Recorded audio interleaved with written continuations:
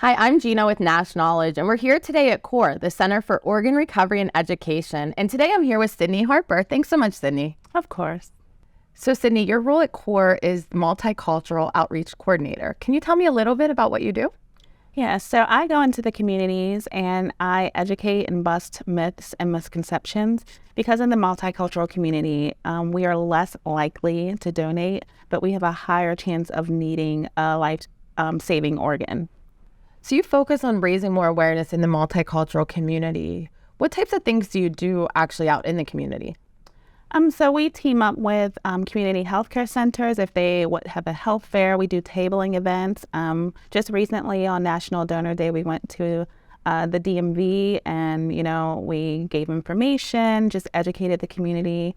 Just any event that's out there where we can collaborate with the community, we would like to be there just to spread the word. Great. Why do you think there's such a reluctance within the multicultural community to sign up to be organ donors?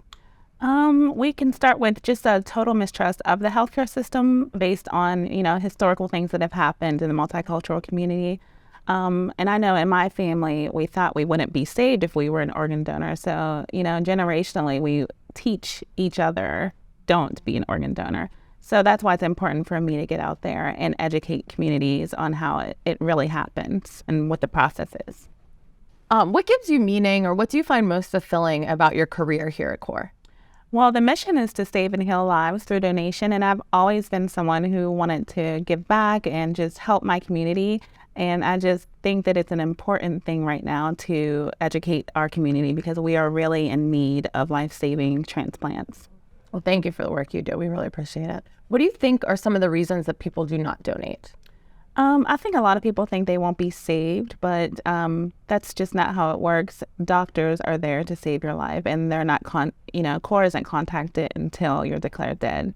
So that's one of the myths.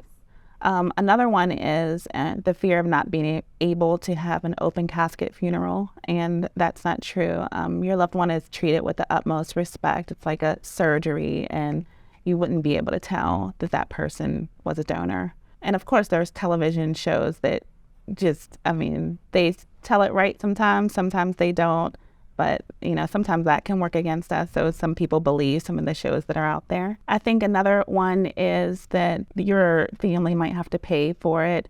And that's just not true either. I know one in my family was, for religious reasons, does your religion support it?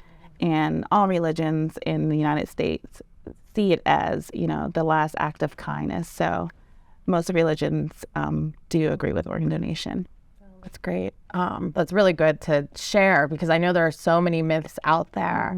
I don't know if you work with the volunteers here at CORE a lot, but I know a lot of the volunteers are either from donor families or recipients or recipient families themselves.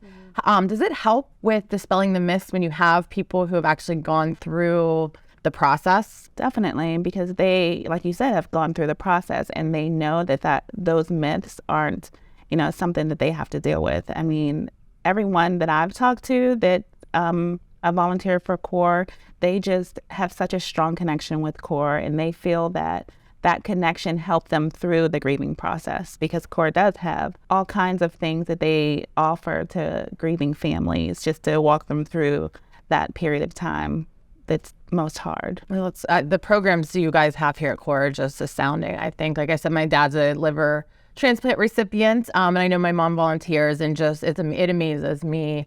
As an employee for CORE, are you continuing to learn, or what were maybe some of the most surprising things for you once you came to work for the organization and just started learning at an even deeper level about transplantation? Yeah, when I came to CORE, I actually was not an organ donor. So just like I dove deep right into it, and I was just shocked that, just that one fact that the doctor is not even, or that CORE is not called until you're declared dead was huge for me. And so I began to work on my family. My sister was still, it takes, more than one message. And she finally showed me her license a couple of weeks ago. And she's like, look, I'm an organ donor. So it's just important that you educate yourself. And it's a constant thing. It doesn't stop. I'm still learning a year later. So there's one last thing you'd like to say to people. What would that be? I would say register. You could go to core.org/register. It takes about 30 seconds. And also talk to your family, talk to your friends, get the word out there. Stress the importance. And if you need more information, you can go to core.org just to, get more information. Great. Thank you so much. We really appreciate everything that you're doing out in the community to get more people to register to be organ donors. Okay, and thank you.